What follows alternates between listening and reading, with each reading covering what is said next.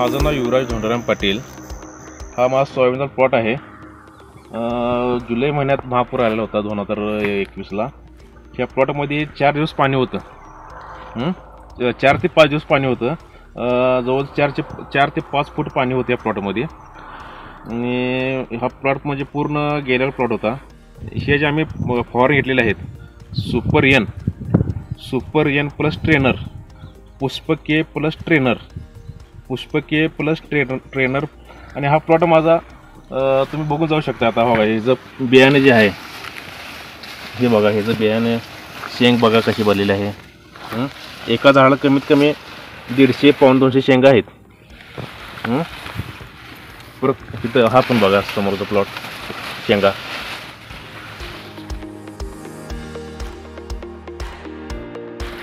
आणि ज्यांना कुणा बघायचं असेल त्याने येऊन कधी पण बघू जाऊ शकता प्लॉट।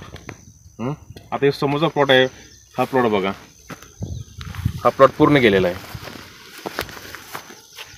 दोन्ही प्लॉट बरोबर 1 दिवसा फक्त फरक आहे हे प्लॉटमध्ये। हे पण प्लॉट तुम्ही बघून जाऊ शकताय।